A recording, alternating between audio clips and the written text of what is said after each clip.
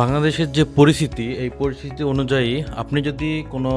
ব্যবসায়ী হন বা যেকোনো কাজের সাথে আপনি জড়িত থাকেন, তাহলে আপনি যদি কখনো চিন্তা করেন যে আপনি কখনো মানুষকে ঠকাবেন না এবং আপনি মিথ্যা কথা বলবেন না, আপনি হক হালালভাবে চলবেন, তাহলে এই চিন্তা ভাবনাটাই আপনার জন্য সবথেকে বড় বিপদের কারণ এবং আপনাকে এর কারণে আপনাকে অনেক লসের সম্মুখীন হতে হবে, অনেক জায়গায় আপনাকে অপমানিত হতে হবে এবং গালি খেতে হবে। আসলে এই কথাটা শুনতে যেরকম খারাপ লাগতেছে এবং এটা আসলে বাংলাদেশের জন্য 100% বাস্তব, যা আমরা আসলে গত 1 বছর ধরে আমরা অনলাইনে যে ভিডিও করতেছি বা সার্ভিস করতেছি বা অনলাইনে যে কাস্টমার সার্ভিস করতেছি, এটাতে আমরা বুঝতে পারলাম। কারণ আমি যেহেতু 12 বছর ধরে এই লাইনে কাজ করি, প্রায় 11 বছরই ছিল হচ্ছে বা এখনো আমি কাজ করতেছি, এটা হচ্ছে মনে হচ্ছে মার্কেটের যে টেকনিশিয়ান ভাইরা তাদের কাজ করি। বাট 1 বছর ধরে আমরা যেহেতু ফেসবুকে ভিডিও আপলোড করতেছি এবং আমরা হচ্ছে বিভিন্ন কাস্টমার আমাদের সাথে কথা বলতেছি বা কাজ করতেছি, তো এখান থেকে জানতে পারলাম যেটা যে বাংলাদেশে যদি কোনো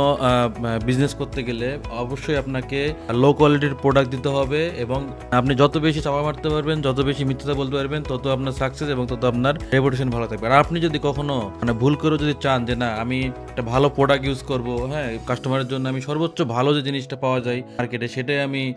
সোর্স করে আনবো এবং তাদেরকে এটা আমি দিব এবং ভালো কোয়ালিটি কাজ করতে চেষ্টা করব, তাহলে আপনি 100% ধরে রাখবেন যে আপনি আসলে গালি খাবেন, আপনি অনেক মানুষের কাছে অপমানিত হবেন এবং আপনাকে অনেকেই অনেকভাবে কথা বলবে। এটা আসলে বাস্তব, এটা আমি নিজেই সম্মুখীন হইতেছি।